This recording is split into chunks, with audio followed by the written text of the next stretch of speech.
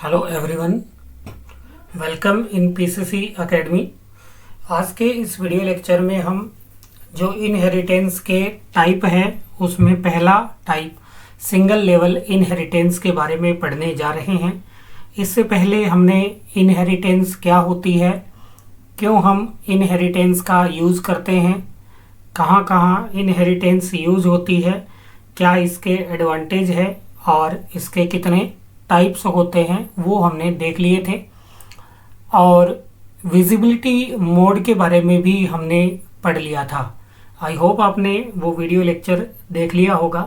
अगर वो आपने वीडियो लेक्चर देख लिया है तो आपके ये जो सिंगल लेवल इनहेरिटेंस है वो आसानी से समझ में आने वाला है। तो इनहेरिटेंस का पहला जो टाइप है वो है सिंगल लेवल इनहेरिटेंस। इसमें क्या होगा, जब एक क्लास द्वारा दूसरे क्लास की प्रॉपर्टी को इनहेरिट किया जाता है, जब एक क्लास द्वारा दूसरे क्लास की प्रॉपर्टी को क्या किया जाए, इनहेरिट किया जाए, तो ऐसी इनहेरिटेंस को हम क्या कहेंगे, ऐसी इनहेरिटेंस को हम कहेंगे, कौन सी इनहेरिटेंस, हम कहेंगे सिंगल लेवल इनहेरिटेंस। जैसे ये क्लास ए है, ए ही लिख देता हूँ, और ये क्लास बी है। जो ए क्लास है वो मेन क्लास है, या इसको हम क्या बोलते हैं, पेरेंट क्लास है। इसको हम क्या बोलेंगे, मेन क्लास बोलेंगे, मेन क्लास। कौन सी क्लास बोलेंगे, मेन क्लास, ठीक है। इसको बोलेंगे अपन चाइल्ड क्लास। कौन सी क्लास बोलेंगे, चाइल्ड क्लास। या इसको हम बोलेंगे मेन क्लास, चाइल्ड क्लास, ये आपकी होगी पेरेंट क्लास, और ये चाइल्ड क्लास। तो ए क्लास की प्रॉपर्टी को किस में इनहेरिट किया जाएगा, बी क्लास में इनहेरिट किया जाएगा। इस प्रकार की इनहेरिटेंस को हम क्या कहते हैं, सिंगल लेवल इनहेरिटेंस कहते हैं। तो सिंपल सा कॉन्सेप्ट है, जब किसी एक क्लास को दूसरी क्लास द्वारा इनहेरिट किया जाता है तो उस इनहेरिटेंस को हम क्या कहेंगे, सिंगल लेवल इनहेरिटेंस। इसमें एक क्लास की प्रॉपर्टी को दूसरी क्लास द्वारा लिया जाता है। इसमें पहली जो क्लास है उसको कहेंगे मेन क्लास, या इसको कह सकते हैं सुपर क्लास। कौन सी क्लास, सुपर क्लास, ठीक है। और एक कौन सी होगी, सब क्लास। चाइल्ड क्लास बोल दो या क्या बोल दो, सब क्लास। तो आई होप आपके ये समझ में आ गया होगा। इसका अपन अगर सिंटेक्स करें, जैसे अपने पास में एक क्लास है, क्लास ए, क्लास ए है, इसका कोई डेटा मेंबर या मेंबर फंक्शन होगा। इससे हम यदि डिराइव करते हैं दूसरी क्लास को, तो आपको पिछले वीडियो लेक्चर में जब मैंने इनहेरिटेंस के टाइप बताए थे उसमें मैंने सिंटेक्स भी बताया था किस प्रकार से आप क्लास को डिराइव करते हो। सबसे पहले क्लास कीवर्ड लिखते हैं अपन, क्या लिखते हैं, क्लास कीवर्ड लिखते हैं। उसके बाद में डिराइव क्लास का नाम, जैसे मैं बना रहा हूँ बी क्लास, कि देखिए बी क्लास है, डिराइव क्लास का नाम। उसके बाद में आता है कॉलन का सिंबल, किसका सिंबल आएगा, कॉलन का सिंबल। उसके बाद में विजिबिलिटी मोड, जो मैं यहाँ दे रहा हूँ पब्लिक, क्या दे रहा हूँ, पब्लिक दे रहा हूँ। और अंत में पेरेंट क्लास का नाम, यानी कि सुपर क्लास का नाम। तो इस प्रकार से हम देख सकते हैं कि ये जो बी है ये ए क्लास के मेंबर को इनहेरिट कर रही है। इनहेरिट होने वाली क्लास कौन सी है, ए है, करने वाली क्लास कौन सी है, बी है। तो हम सिंगल लेवल इनहेरिटेंस को समझ चुके हैं। अब इसका एक एग्जाम्पल प्रोग्राम भी हम देख लेते हैं ताकि हमें पूरा क्लियर हो जाए। तो चलते हैं एग्जाम्पल प्रोग्राम के ऊपर। ये मैंने कोड ब्लॉक ओपन कर लिया है। इसमें हम एक नई फाइल ओपन कर लेते हैं और इसमें नाम दे देता हूँ मैं single.cpp। सबसे पहले हेडर फाइल लगाते हैं। हेडर फाइल, ठीक है, हेडर फाइल मैंने लगाई है। उसके बाद में यूजिंग नेम स्पेस का यूज करते हैं। नेम स्पेस का यूज करते हैं। अब एक क्लास बनाते हैं, मेन क्लास, क्लास ए के नाम से, जैसा कि आपको मैंने एग्जांपल में बताया था। इसमें एक प्राइवेट डेटा मेंबर लेता हूं मैं।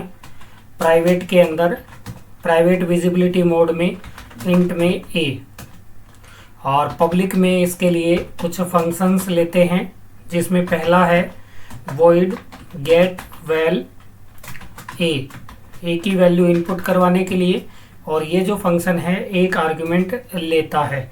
इस ए की वैल्यू को रिटर्न करने के लिए रिटर्न टाइप का फंक्शन बनाता हूँ, गेट ए।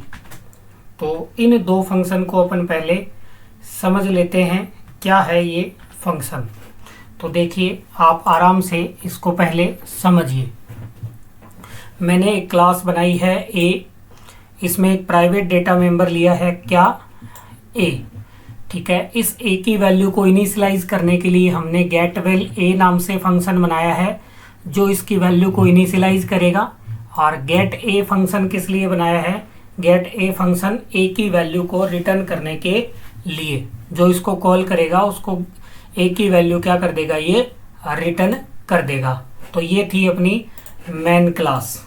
अब इससे हम एक क्लास डिराइव करते हैं, जैसा कि हमने सिंटेक्स में अभी देखा भी था। तो सबसे पहले क्लास कीवर्ड लिखते हैं, उसके बाद में डिराइव क्लास का नाम है अपना बी, कॉलन का सिंबल, फिर विजिबिलिटी मोड में लगाता हूँ पब्लिक, और किससे डिराइव हुई है, ए क्लास से डिराइव हुई है। इस क्लास से डिराइव हुई है, ए क्लास से डिराइव हुई है। तो इसको थोड़ा लेते हैं ऊपर। हाँ, इस क्लास में मैं एक फंक्शन बनाता हूँ, किस नाम से, दो डेटा मेंबर बनाते हैं। पहले इंट में बी ले लेता हूँ और सी ले लेता हूँ। जैसा कि आपको पता है, यहाँ मैंने एक्सेस स्पेसिफायर नहीं दिया है, और आपको मैंने पहले बताया हुआ है कि अगर हम कोई भी एक्सेस स्पेसिफायर का यूज नहीं करते हैं तो बाय डिफ़ॉल्ट वो प्राइवेट होता है। और पब्लिक में कुछ इसके फंक्शंस बनाते हैं अपन। जैसे एक बनाता हूँ void, वहाँ पे ए के लिए हमने बनाया था void get val a, यहाँ बनाते हैं बी के लिए void get val b, और ये भी एक आर्ग्यूमेंट का होगा बी की वैल्यू इनिशियलाइज करने के लिए। एक हम क्या करने वाले हैं, इस क्लास से ए डेटा मेंबर, इस क्लास से बी डेटा मेंबर को हम ऐड करेंगे सी में। तो एक फंक्शन भी बनाना पड़ेगा इसके लिए, void ऐड नाम से फंक्शन बना, और इसको डिस्प्ले करने के लिए इनकी वैल्यू को dispval नाम से एक फंक्शन बनाते हैं। इसको आप समझिए, कोई प्रॉब्लम आपको नहीं होगी। ये है कौन सी क्लास, ये है इनहेरिटेंस वाली क्लास। क्लास का नाम क्या है, बी है। किससे डिराइव हुई है, ए से डिराइव हुई है। इसमें दो डेटा मेंबर है, एक है बी और एक है सी। बी किस लिए है, बी किसके लिए है, बी है आपका एक, इस क्लास से ए डेटा मेंबर लेंगे, इस क्लास से बी डेटा मेंबर लेंगे। बी की वैल्यू इनिशियलाइज करने के लिए हमने फंक्शन बनाया है गेटवेल बी, और सी में उनका योग टोटल कर देंगे, एडिशन कर देंगे, इसलिए मैंने सी बनाया है। ऐड करने के लिए फंक्शन है, और ए की वैल्यू, बी की वैल्यू और ऐड की वैल्यू को डिस्प्ले करने के लिए हमने एक फंक्शन बनाया है, कौन सा, void dispval। तो इस प्रकार से ये सिंगल इनहेरिटेंस का कार्य यहाँ पर हो रहा है। अब इसके दो फंक्शन और इस क्लास के तीन फंक्शन को क्लास के बाहर हम कर लेते हैं डिफाइन, क्योंकि अभी अपन ने क्या किया है, डिक्लेयर ही किया है, डिफाइन नहीं किया है। पहले ए क्लास के फंक्शंस को डिक्लेयर करते हैं, डिफाइन करते हैं। तो सिंटेक्स है void, क्लास का नाम ए है, स्कोप रेजुलेशन, पहला फंक्शन है गेटवेल ए, गेटवेल ए, और एक आर्ग्यूमेंट का था तो मैंने ले लिया x। ये क्या करेगा, ए की वैल्यू को इनिशियलाइज करेगा, तो इसका काम होगा a बराबर x। उसके बाद में ए क्लास का दूसरा मेंबर था इंट ए, रिटर्न वाला था, स्कोप रेजुलेशन गेट ए, गेट ए था और रिटर्न ये क्या करेगा, ए की वैल्यू को रिटर्न करेगा। ए क्लास के दोनों डेटा मेंबर हमने क्या कर लिए हैं, डिफाइन कर लिए हैं। आई होप आपके समझ में आ रहे होंगे। अब बी क्लास में दो फंक्शन है, एक है तीन है, एक है गेटवेल बी, एक है एड, एक है डिस्पवेल। इनको भी हम डिफाइन कर लेते हैं। तो मैं लिखता हूँ वॉइड बी क्लास का नाम है स्कोप रेजुलेशन। पहला अपना फंक्शन है गेटवेल बी, पहला अपना फंक्शन है गेट वेल बी नाम से फंक्शन है। ये भी एक आर्ग्यूमेंट का है, तो एक आर्ग्यूमेंट दे देते हैं। इसका काम है, इसका काम क्या है, b equal to x, b की वैल्यू को इनिशियलाइज करना। अब एडिशन के लिए अपने पास में फंक्शन है वॉइड, क्लास का नाम है b और फंक्शन का नाम है ऐड। इसका काम क्या है, इसका काम है a और b की वैल्यू को ऐड करना। तो c equal a plus B हम ऐसा डायरेक्ट नहीं लिख सकते। यहाँ आपको थोड़ा सा ध्यान देना है कि हम ये डायरेक्ट नहीं लिख सकते। सर ये हम डायरेक्ट क्यों नहीं लिख सकते, क्योंकि आपको मैंने बताया हुआ है किसी भी क्लास के प्राइवेट डेटा मेंबर किसी भी परिस्थिति में इनहेरिटेंस में भाग नहीं लेते हैं। चूंकि इस ए क्लास का प्राइवेट डेटा मेंबर है तो इसको यहाँ आप डायरेक्ट यूज नहीं कर सकते। तो फिर क्या करेंगे, इसको एक्सेस कर सकता है ये वाला इसका फंक्शन, क्योंकि ये क्लास का मेंबर है, क्लास के डेटा मेंबर को एक्सेस कर सकता है। तो हम ये लिख सकते हैं, क्या लिख सकते हैं, c इक्वल गेट ए, c इक्वल गेट ए। गेट ए के पास में क्या है, रिटर्न है, ए की वैल्यू है, तो ये वैल्यू पास हो जाएगी किस पर, सी पर पास हो जाएगी। फिर अपन लिख देंगे c equal C plus B, ऐसे भी हम लिख सकते हैं। या हम कैसे लिख सकते हैं, एक तरीका आपको और बताता हूं, c equal get A plus B, ये भी सही है। आप दोनों का यूज करके देख लेना, अभी मैं आपको दोनों ही दिखा दूंगा। तो ये आपके समझ में आया होगा कि किसी क्लास के private data member direct access नहीं होते, इसलिए हमने ये लिखा है। पहले गेट ए की वैल्यू सी में आ जाएगी, फिर सी में ऐड कर देंगे सी प्लस बी।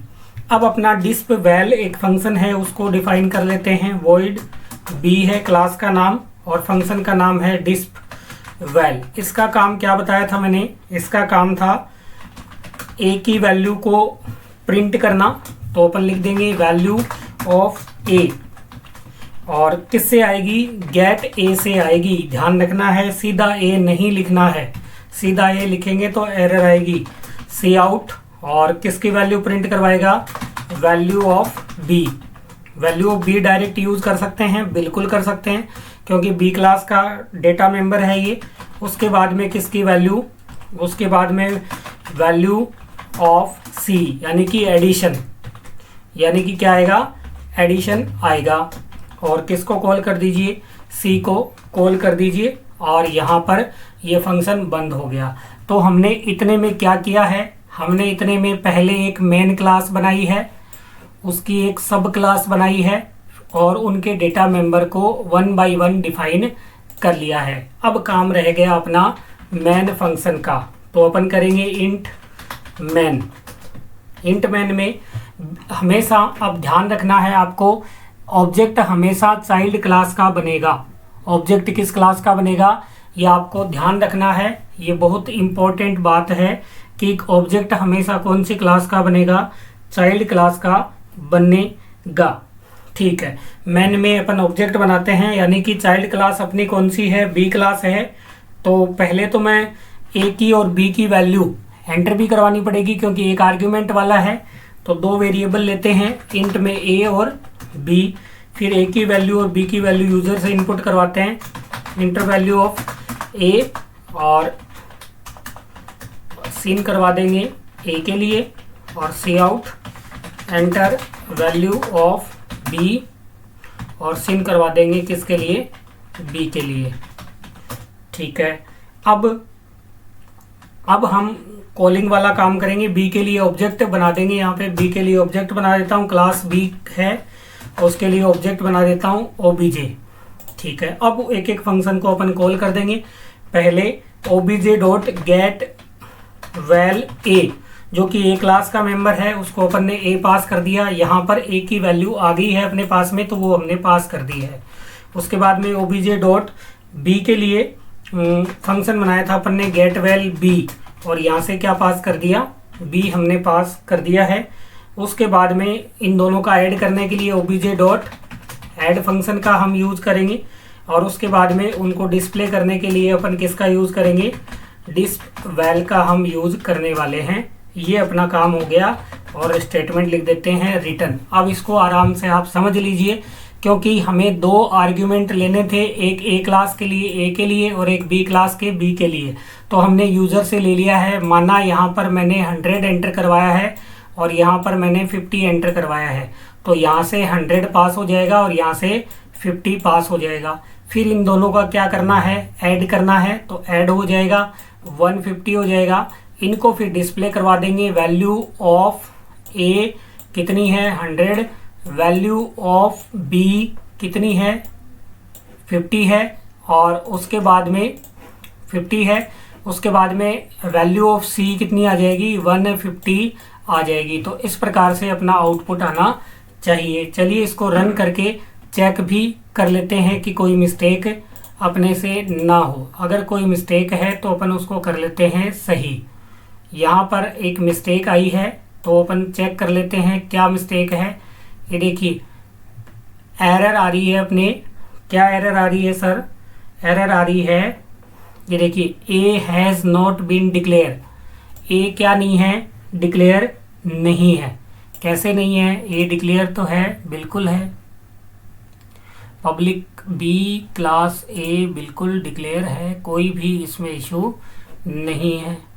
बिफोर टोकन, अच्छा क्लास में सी मैंने बड़ा कर दिया है। ये आपको छोटी छोटी चीज़ों का ध्यान रखना है। तो देखिए अब बिल्कुल प्रोग्राम चलना चाहिए, बिल्कुल चला है। हाँ, सबसे पहले मांगेगा एंटर वैल्यू ऑफ ए, मैंने दिया 100, एंटर वैल्यू ऑफ बी मैंने दिया, देखिए वैल्यू ऑफ ए प्रिंट करवाया इसने 100, वैल्यू ऑफ बी इसने प्रिंट करवाया 50, वैल्यू ऑफ सी यानी कि addition of A and B 150 इसने प्रिंट करवा दिया है। तो इस प्रकार से हम सिंगल लेवल इनहेरिटेंस का यूज करते हैं। आई होप आपके समझ में आ गई होगी। आप इस वीडियो लेक्चर को 2 बार अवश्य देखिए, ताकि आपके ये पूरी तरह से क्लियर हो जाए। अगले वीडियो लेक्चर में इसका नेक्स्ट जो टाइप है इनहेरिटेंस का, वो हम पढ़ेंगे।